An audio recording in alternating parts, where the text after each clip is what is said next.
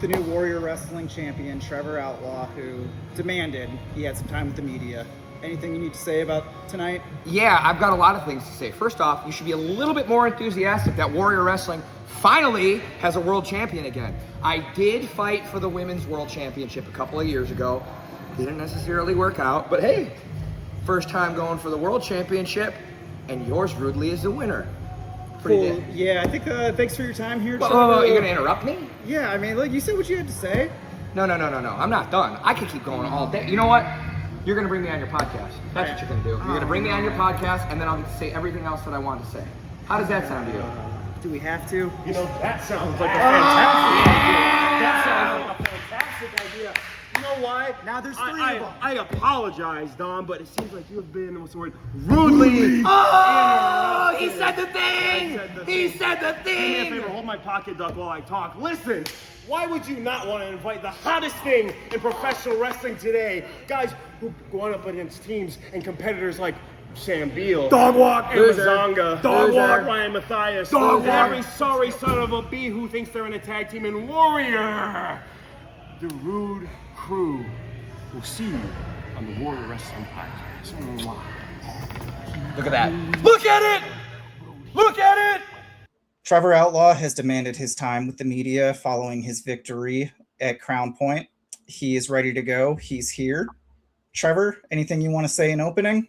That's a terrible introduction for me. You should be introducing me as the greatest Warrior Wrestling champion who's ever lived, the new Mr. Warrior Wrestling. I think the clown has even approved it.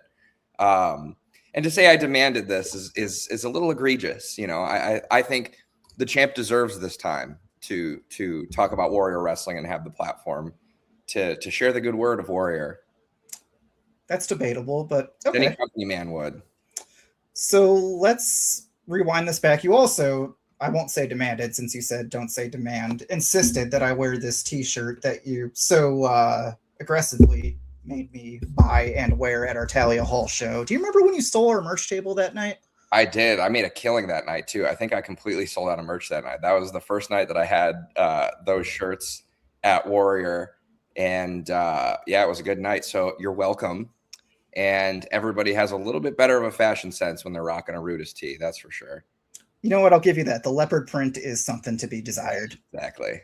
So, and in true Rudis fashion, I came back for our post-show merch, and all of our stuff was thrown to the side, and you were sitting cross-legged with a bullhorn on our merch table demanding people come buy your stuff. Hey, it worked, brother. Trevor Outlaw, marketing genius. I'll give you that one. So, let's, since I have you, since you wanted to have this time, let's just, how did Trevor Outlaw start? How did you start training? Who inspired you to get into the ring? I came back from college. I graduated from the University of Iowa, and I went to Pro Wrestling Tees one day. And this is when the Freelance Academy had the ring in the back of the warehouse. One of the videographers and photographers at the time, his name is Xavier. He does pro wrestling shoots. I was just in the shop one day. I was like, hey, I'm going to, treat myself to a Bullet Club shirt or something like that for a little graduation gift to myself. And we just got to talking, and he told me there was a school back there. And I said to myself, well, I stopped wrestling after high school. I trained a little bit in college, but at that point in time, I'd torn my ACL for the first time in high school wrestling. And I was like, I don't want to cut weight anymore. I just want to enjoy going to see Iowa wrestling and party and get through school in one piece. But I met a lot of friends who were into wrestling back in the day. And this was the time when New Japan was blowing up, and it was the cool thing to watch something outside of WWE. So my friends and I, we'd stay up until 4 a.m. watching New Japan shows, just getting way too drunk off of Miller High Lifes. And I said, you know what, screw it. I'll try this out, get in good shape and see what happens. It was one of those things where I didn't think it would evolve anything past having just a match, maybe, but I started to pick it up, and I had a lot of fun doing it. So I started training that summer of 2019. And then by November of that year, I had ended up having my first match. I was supposed to wrestle in September, and it would have been actually on my birthday, my first match. But I'm kind of glad I didn't, and I had some more time to train, because I don't think 3 months would have been enough time. Even 5-6 months into training, it kind of wasn't. You know, I was able to get through a basic match, but I didn't really know. I don't know what I was doing. I didn't know who I was out there. I was just, you know, Trevor Outlaw is just what all my friends always called me. So I didn't know what that looked like at first, but Freelance Wrestling Academy was really what shaped me to learn how the ins and outs of the ring, and really formed a general concept of what being a pro wrestler was for me. But I don't think it was until I went to the Nightmare Factory in the midst of the pandemic where I really started to figure out who I was. You know, what does the Trevor Outlaw look like? And I think once I came back from there, shows were kind of starting to happening again. During that time, Warrior was running at Marian Catholic. And one of my first independent shows coming back from college, I think it was either Warrior 2 or Warrior 4. Okay. And it's crazy looking at it all these years later, where I was just sitting in the crowd as a fan. You know, I was like, I always loved wrestling. I wasn't one of those weird wrestling fans that didn't bathe and had horrible hygiene. I would have always taken pride in having good hygiene, but I appreciate that as somebody who does the check-in table. Yeah, you gotta wear a clothespin on your nose some of the times out there, because there's some stinky mugs. I think we're gonna start selling deodorant at the merch table. Honestly, it might be actually a good idea. But to start from there, you know, during the pandemic, coming to the shows that we were doing on the football field and setting up the rings, you know, getting to know Steve and Eric and all of the crew that was there at the time, I was just showing up as a, you know, bright-eyed, bushy-tailed kid, essentially. I mean, I was in my mid-20s, but a kid in wrestling. And I had some of my first pre-show matches there. I don't remember everybody that I wrestled with. There were a couple of people that stood out in funny ways, but that time during the pandemic was great because there wasn't a lot of places really to get reps in. You know, I would be doing practice matches at training with people that I was there with, or, you know, there was a couple of shows to go to, but it was really, you know, Warrior was really the only company running at the time. And that's where, outside of a fan level, I really got my introduction to the company, was, you know, just showing up and helping out. And, you know, everybody, there'd be 50 plus people there setting up the ring, trying to get on. I remember. It looks a lot different now. And I don't see that same hunger on an independent level that I did back then. I think a lot of people now, it's like they just have their place they go to, and it makes where I'm at now something that I'm able to really appreciate a lot more, because I've always been someone to piss the crowds off. You know, I've had a hard time getting along with people my entire life. Imagine that. Now I just get paid to not get along with people. So it's a lot better, but it's really cool to see 7 years from when I started training to now. And even with Warrior for 5 going on 6 years now, from just showing up and setting up the rings to holding the championship now. It's really cool how everything's come full circle. But, you know, being I guess you can say a pandemic era wrestler, people look at it in kind of a bad light, but I thought it was a great thing, because when you strip away the fans, when you strip away big arenas and venues and things like that, you really have to get down to the basics and find a way to make something work. And that time, as well as, like I said, my time at the factory and really sharpening my skills at the Freelance Academy have been fundamental in making me who I am today. So let me ask you, just see something you brought up. Like you said, you came up in the pandemic era, which, and like you said, Warrior is one of the few running. I mean, we only were able to run because we had access to the football field, and we could socially distance. You know, we could put a group of 4 people 6 feet apart outside from the next group of 4 people. How was training, especially at somewhere like the Nightmare Factory, where at the time Cody was, you know, with AEW? How was training in a facility that large and that, so well known. What was that like training in the pandemic era where there was all kinds of local guidelines and laws and things you should and shouldn't do? It was surreal. At least here back home, we always had to train with our masks on, and we can only have a certain amount of kids at training. And, if you're going this day, you can't go another day because we need to let the other kids get there. But when I was down at the factory, it was a lot different. Georgia and the South in general just handled the pandemic differently than a lot of other places did. They kept things open pretty much the whole time. I mean, social distancing was a thing, but with our training group, I mean, it was 12 weeks down there. And it was in this massive facility. You walk in and it's Chip Smith's training gym. It's all sorts of weight equipment, anything that you could have dreamed of was in this place. And then you go further back, there's a huge turf field so people could run sprints. They could do football training. There's nets for batting and baseball. And then in the other corner, we had 4 rings to train in, which was great because our group had about 20 something kids at the start of it. By the end, it dips down a little bit closer to like 16, but you were in a ring with somebody at all times. So there was 4 of us in a ring and we would shuffle around, work with different coaches and things like that. Mostly it was Cody QT. They had a guy, their stooge that was always there when the guys were at TV. And then a couple of other people that were like in the process of getting signed to the roster at the time, or were doing a lot of work on dark, would come in and do things with us. So it was really good because all I could focus on for 3 months was just wrestling. Yeah. I had a remote job, so I was able to work from there and then go train in the evenings. I mean, and those nights were long. I mean, we'd be lifting for 2 hours. You got a quick break to eat dinner, and then you're in the ring for 2 hours. So Monday through Thursday, 4 days a week there, you're training, and then you've got to do your own stuff on your own on the weekends. I had a couple of matches I was able to come back home for and then go back.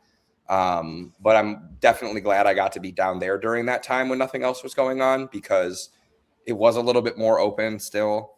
And there was a little bit more liberties in the pandemic era there than back here in Chicago.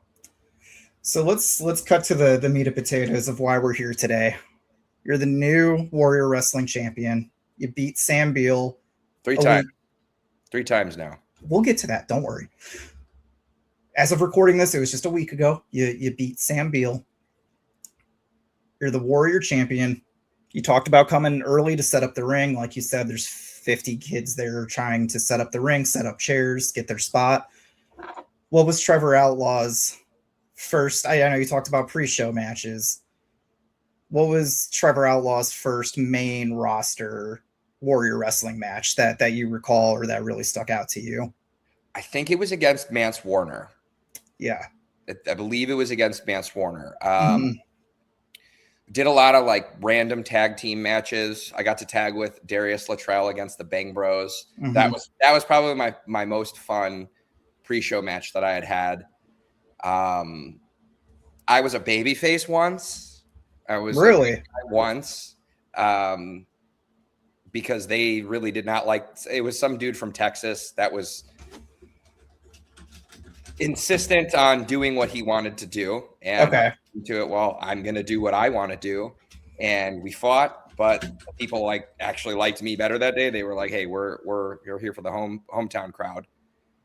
And other than that, it was a lot of different things. I was working with Frank a lot as a manager to a manager. I was injured. I was injured for about a year. I do recall that you had the knee injury. Yeah. So it was the same knee that I had torn when I was younger. I think I retore it probably before I started wrestling, like pro wrestling, and just was able to work around it for so long.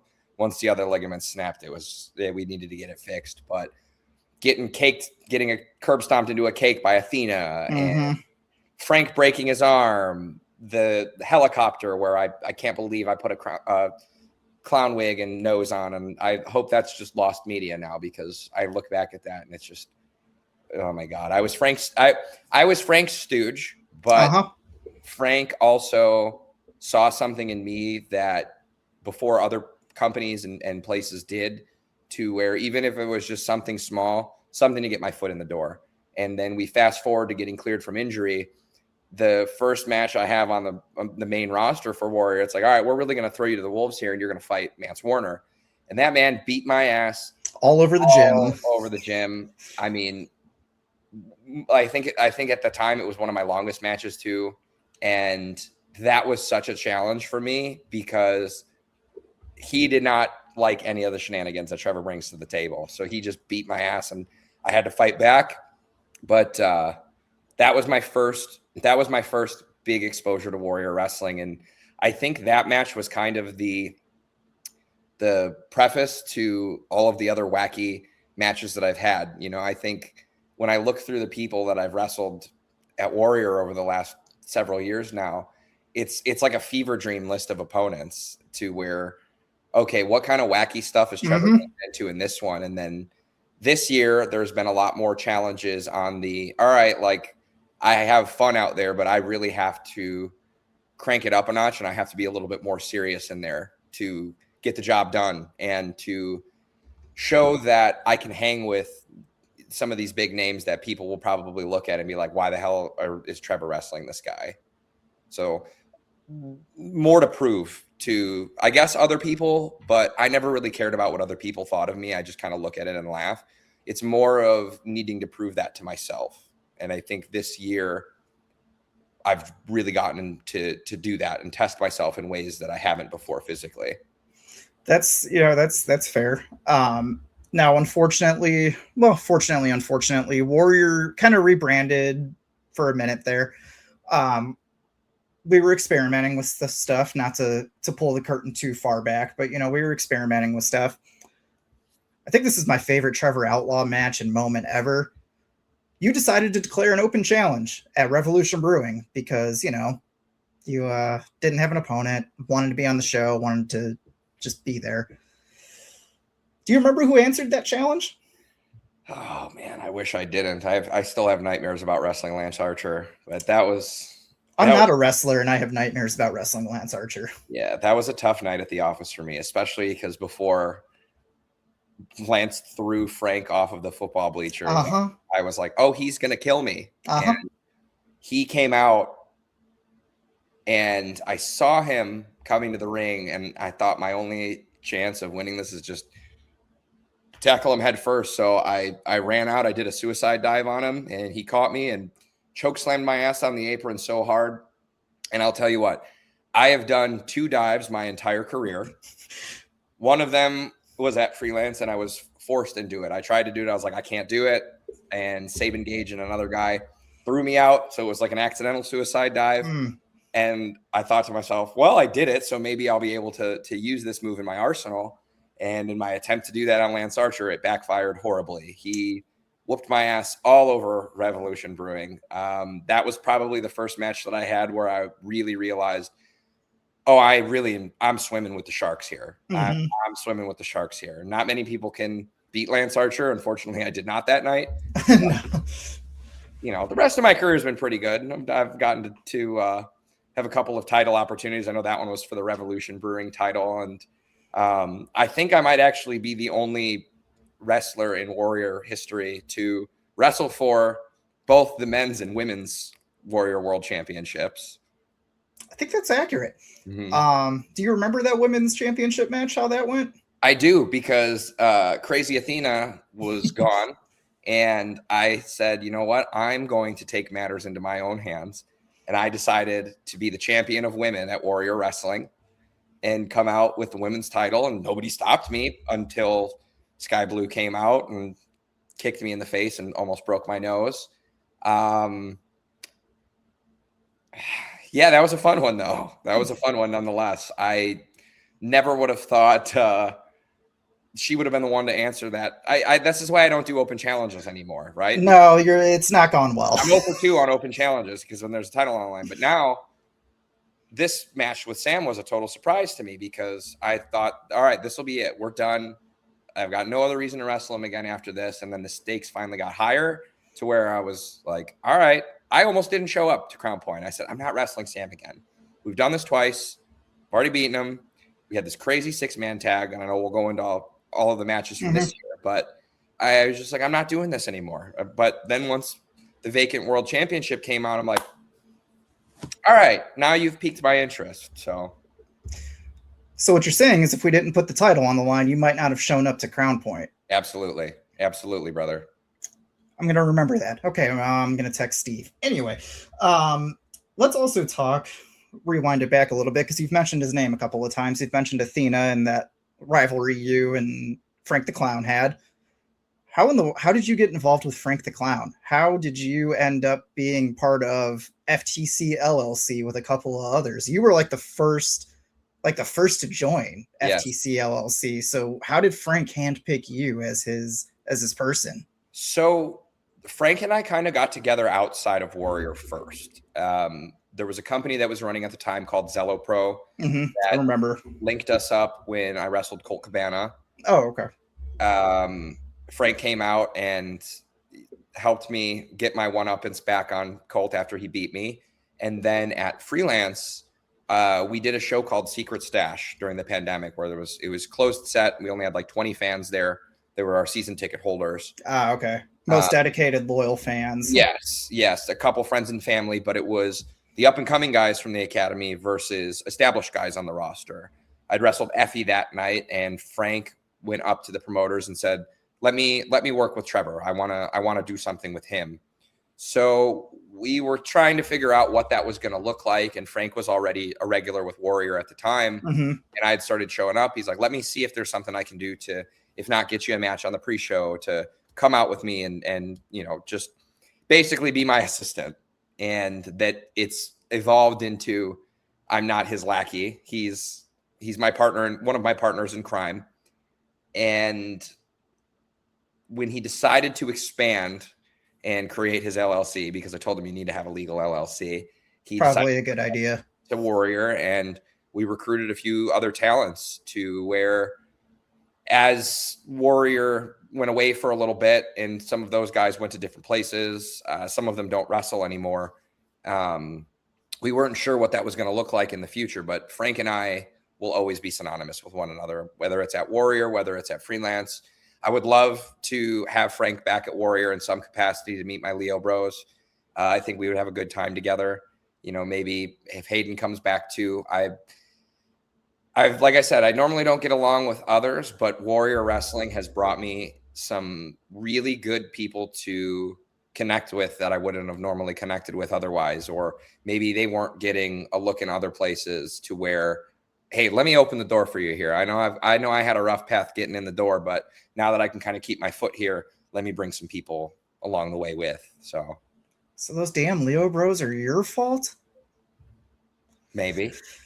Listen, they did it the right way. I saw them help and set up, and I asked Steve, I was like, who are these guys? I've never met them before. And he gave me a little background on where they came from. And then they were just in the ring, just beating the hell out of each other and anybody else that would get in the ring with them beforehand. And I said, if these guys are doing this before doors open up and before anybody's here, I want to see what these guys can do. Get them in the ring. Let's see what they can do. And I was blown away when I met them. I was like, wow, these guys are some ass kickers. And I didn't see them getting respect right off the rip. I saw the crowd treating them like crap. And I knew that those guys were going to be something special. And I realized that with Frank not here now, I do need somebody to hold, and watch my back. And I thought it would be a good opportunity to work with somebody new, as well as have some protection, because I've gotten screwed at Warrior a lot over the years, and that's not happening anymore. And, the Leos are beating everybody that Warrior puts in front of them. I haven't lost since having them in my corner. And I think it's cool to be able to do that now. Like I said, it used to be 50 people showing up trying to get a spot, and now it's not like that anymore. I mean, that's like all across the independents. And I saw these guys and I said, you know what? They got it, and they're earning it. If no one else is going to take care of them, I'm going to. Fair enough. So let's talk we'll get to the Leos in a minute and their little team up with you. Warrior comes back. We have a short kind of residency, I guess you could call it, at Half Acre Brewing. Mm-hmm. You wrestle Rich Holiday, or as you started calling him in promos, Dick Vacation. Yeah, he's using that everywhere now. And then also wrestled Joey Janela. You talked about Lance Archer beating your ass all over a brewery. Don't get me wrong, you got one up on Janela, but oh man, he took it to you. Yeah, dude hit me with a superplex and then gave me a pile driver immediately after. And I don't even know if I was conscious to kick out of that. I think it was just instincts at that point, or like, you know, he cut a chicken's head off and it runs around a little bit afterwards. That's kind of what happened. But yeah, as someone who was in the building that night, I think that's exactly what happened, because you were on pins and needles after that pile driver. Oh yeah, both of those matches were so different from one another. Yes.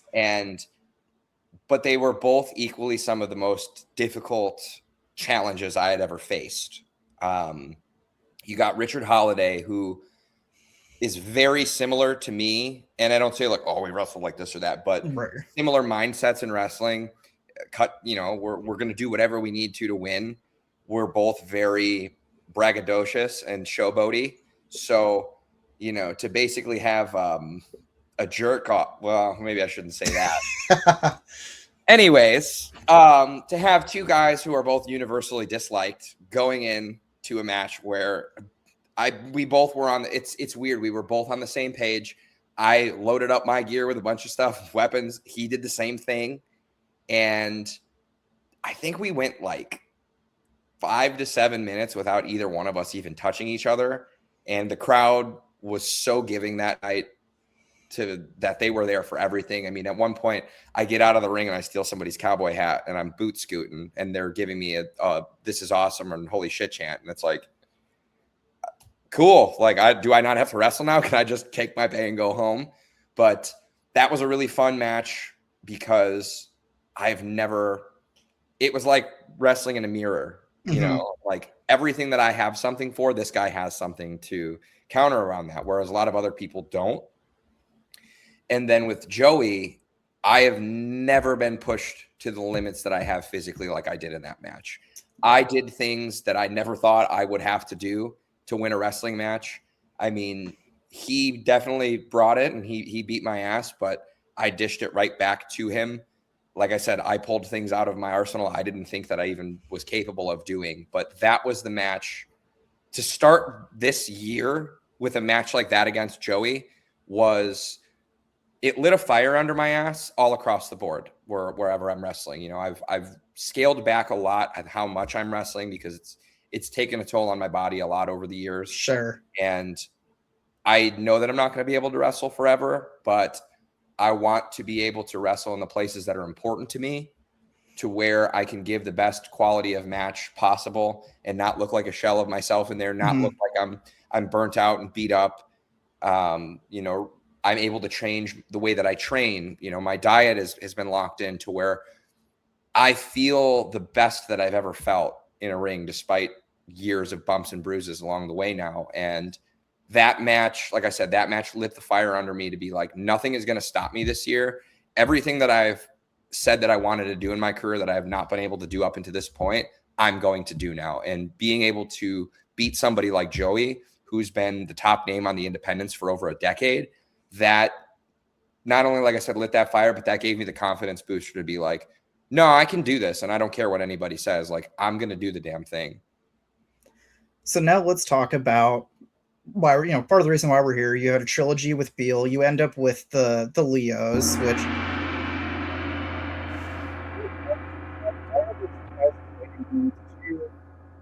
oh no. Did you invite these guys?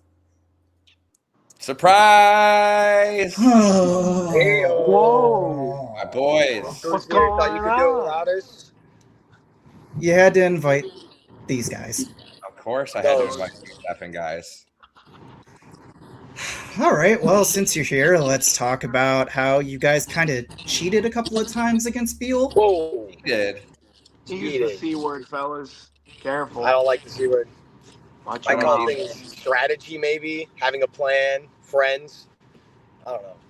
You guys interfered in the no DQ match, which it was no DQ. I'll give you that. But There's nothing that's not cheating then. So Yeah, that's not cheating. you're already running off on a bad start with my boys. well, let's In talk the about Sunday confines of the then. rules.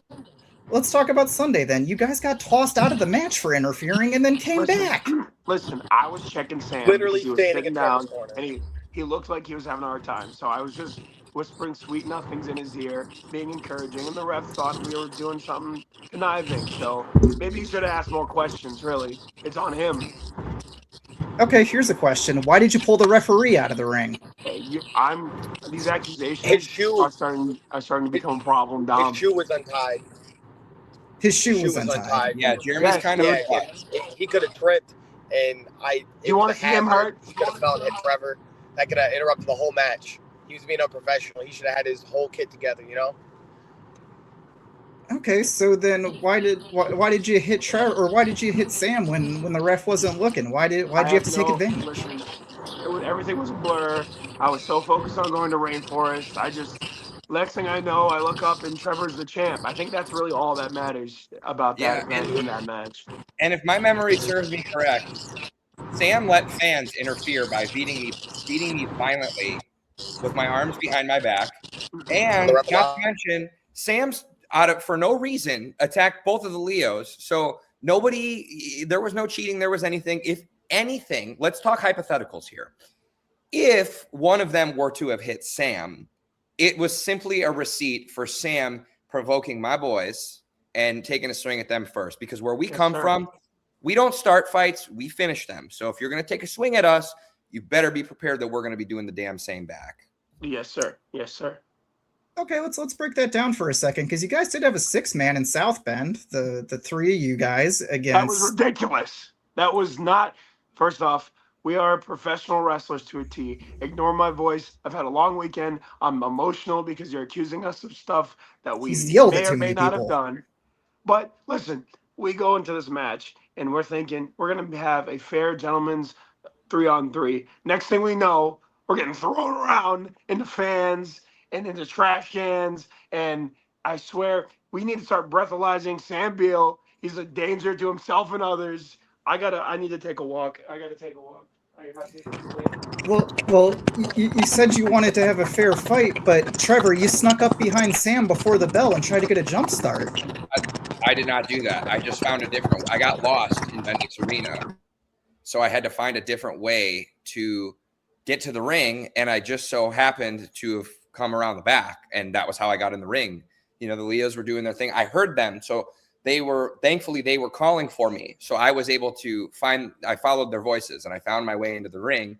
It just so happened I was behind Sam. And then I turned around. I didn't throw the first punch. I got tossed. I got yeeted. I got hit like a truck by Amazonga. I did nothing wrong. So, you know, again, Dominic, we're getting off the rails here. We were having a really nice interview, and now you're starting to throw accusations at us. You're starting to point fingers. You're blaming us and accusing us of things that we didn't do. I'm not really liking this right now.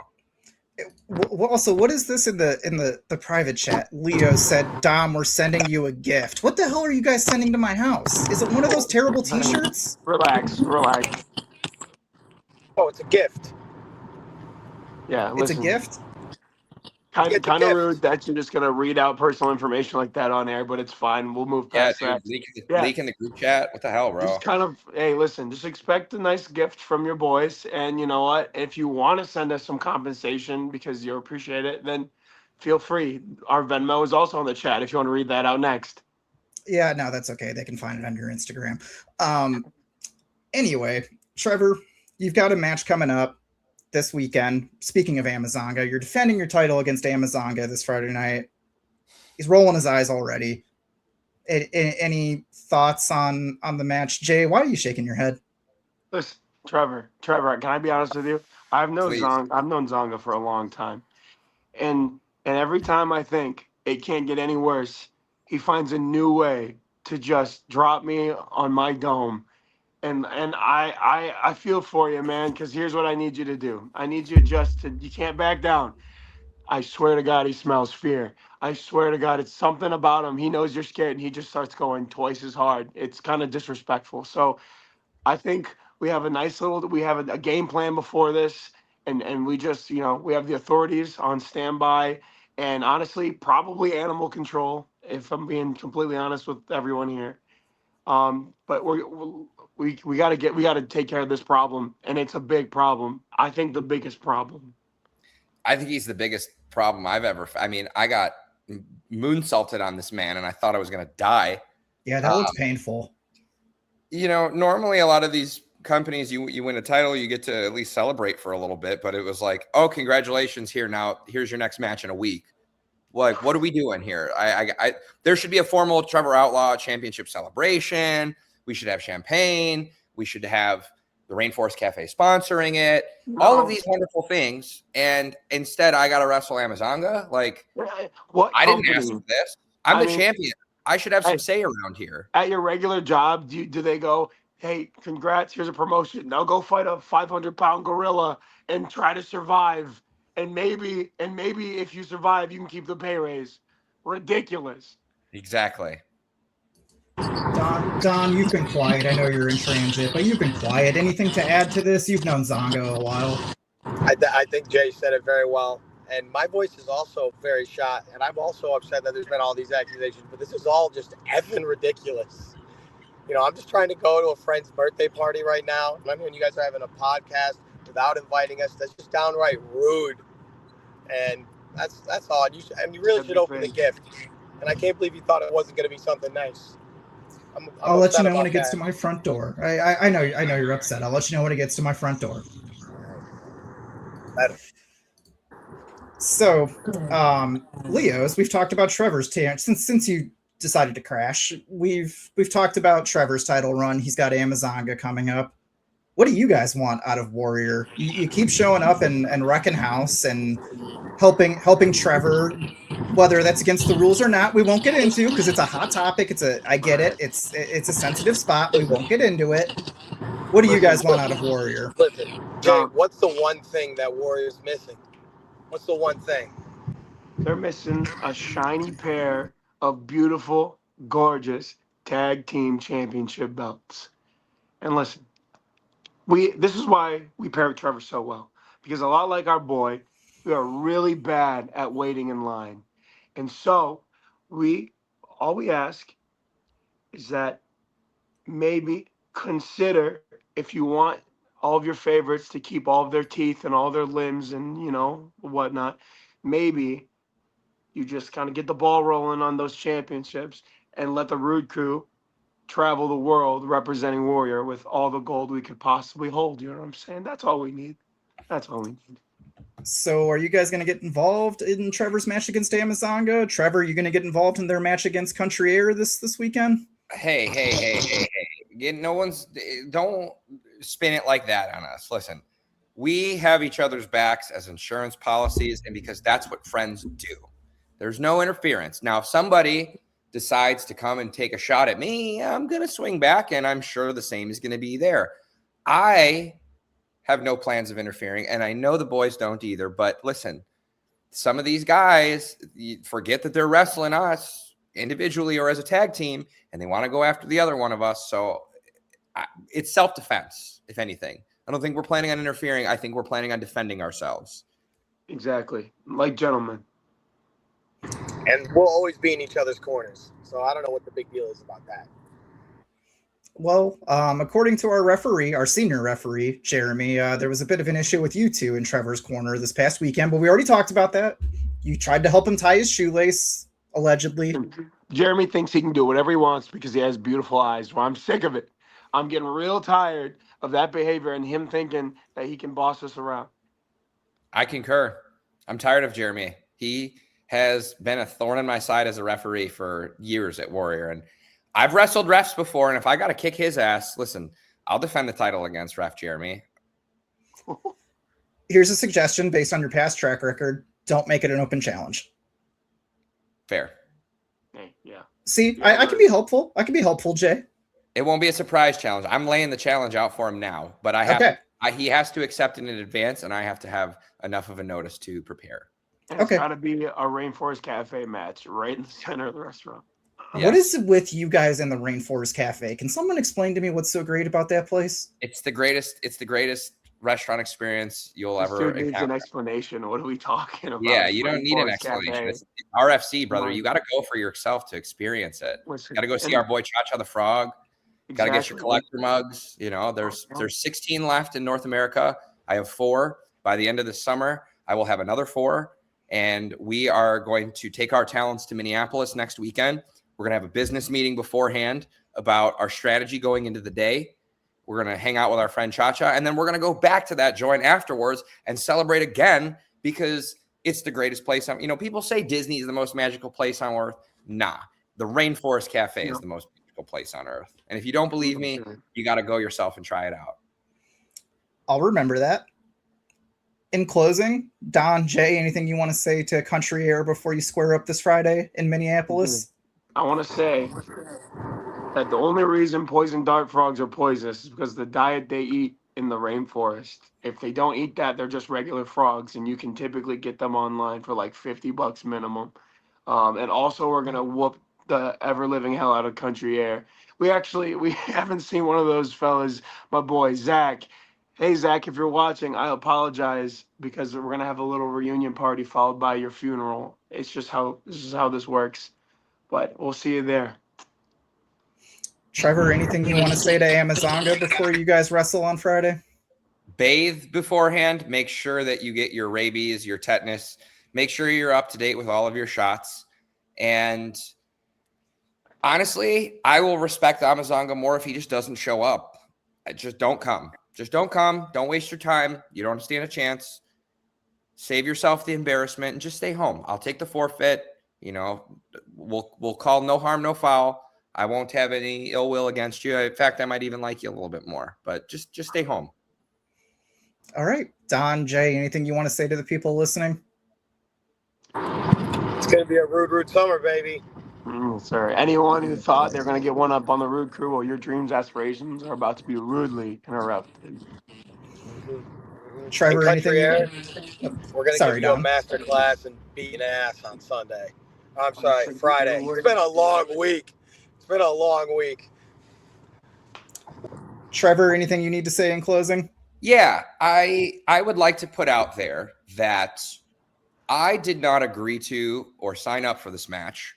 And as the champion, as Mr. Warrior Wrestling, I should be able to call my shots a little bit. So when I kick Amazonga's ass, I think it's time that I lay out a challenge to somebody on the roster that I really would like to fight, that are someone similarly that we have never crossed paths before in the ring, but we've shared locker rooms together in multiple different companies. But I got to get through Friday first. But after that, I think it's time that I start calling some of my shots, and the champ gets to beat up who he wants to.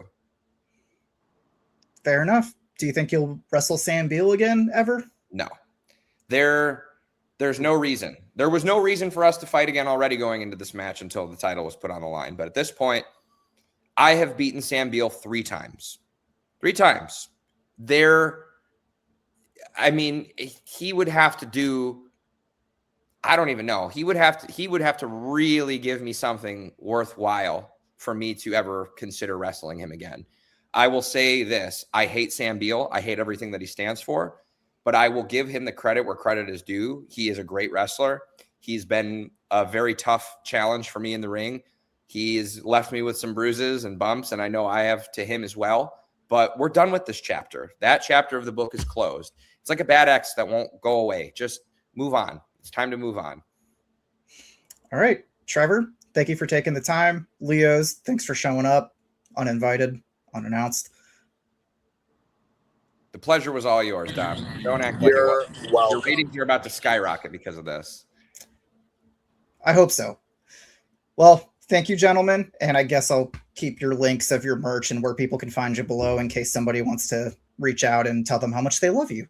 We're selling merch like hotcakes, boys. We've got the Rude Crew shirts. Really. Yeah, we got Rude Crew shirts. We got hats. We got these boys are. You know what? Another thing that I love about these guys, they're also marketing geniuses. They're coming up with ideas all the time for new merch, for new things to do, and it's so refreshing to be around people like that. So I'm not going to stand for Leo Bros slander. Look at that. Look at that beautiful hat right there. I can only say good things about these boys, and it's an honor and privilege to be able to work with you guys. And you know, I know you're newer to Warrior this year, and you guys are seeing exactly the type of shit that I've been going through all these years. But, you know, we've got each other's backs to make sure no one can really pull the wool over our eyes. So, Yes, sir. Time to take over, baby.